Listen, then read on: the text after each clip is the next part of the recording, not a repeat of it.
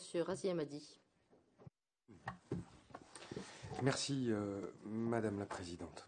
Je pense que beaucoup d'intervenants ici ont rappelé la pertinence de ce triangle, à l'aune d'ailleurs des problématiques auxquelles est confrontée l'Union européenne, et notamment sur deux points précis qui ont à voir, et cela a été traité par d'autres précédemment, à la fois le budget, mais aussi, puisque je l'ai entendu, la problématique monétaire en cette journée de mobilisation européenne avec la Confédération européenne des syndicats.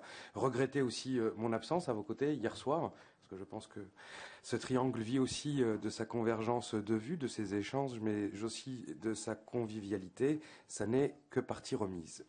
Les deux sujets que je voudrais aborder à travers mes deux interrogations sont les suivantes. Les caractéristiques de la crise, les nuances qu'on peut avoir, crise de l'euro, crise des États, crise de la dette, pas crise de la dette, crise importée suite à la crise des subprimes. En tout cas, s'il y a une chose qui fait aujourd'hui consensus, c'est que nous voulons avoir un cadre disciplinaire, entre guillemets, en tout cas de convergence qui soit fédérale. Nous voulons des règles fédérales, nous voulons une perspective de régulation, notamment à travers la supervision bancaire qui soit fédérale.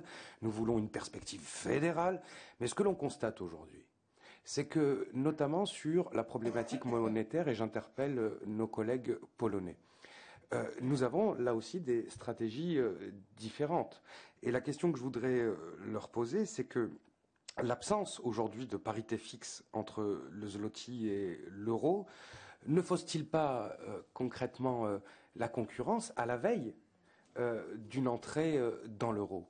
Comment cette problématique peut-elle être abordée avec une convergence de points de vue qui non seulement permet de conquérir la compétitivité européenne, mais surtout une convergence pour une politique industrielle commune lorsqu'on sait, notamment, et c'est une interrogation que je ne pose pas en tant que Français, je tiens à le dire, mais en tant que citoyen européen, lorsqu'on sait que un certain nombre de produits, notamment industriels allemands, sont élaborés en deux étapes, notamment avec un assemblage en territoire allemand qui préserve les emplois et une production sur la première chaîne, notamment dans le domaine de l'automobile en Pologne, donc ce qui provoque une forme de dévaluation monétaire importée au sein de la zone euro. Et donc cette problématique-là, elle est essentielle.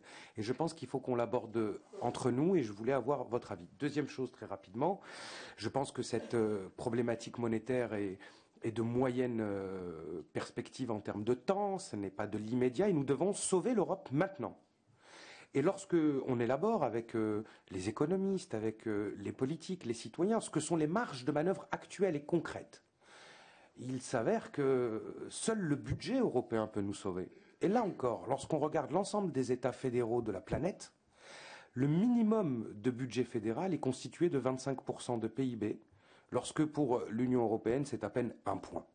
Et je suis très inquiet de la manière dont se passe aujourd'hui la discussion, les limites de la saisine parlementaire et citoyenne de ce débat, au moment où il s'ouvre et où il va, je pense, durer.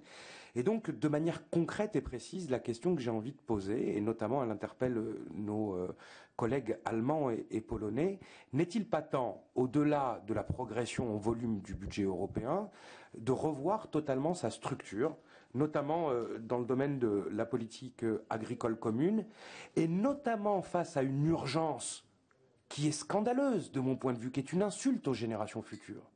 Lorsqu'on voit que la première partie du budget, le budget 1A, destiné aux technologies, aux innovations clés, lui va être en baisse de plusieurs milliards. Au moment où nous proposons aux Européens de lier nos efforts, de créer un fédéralisme de projets au-delà des coopérations renforcées, le signal que nous allons envoyer dans les semaines et les mois qui viennent est que nous sommes dans un égoïsme étatique concernant ce budget, que nous refusons de revoir sa structure et qu'en plus, là où il y a urgence, nous réduisons les moyens. Et je pense que là, le triangle de Weimar a intérêt, au-delà des sensibilités politiques, à porter une perspective commune pour sauver l'Europe et offrir un avenir aux générations qui viennent. Merci.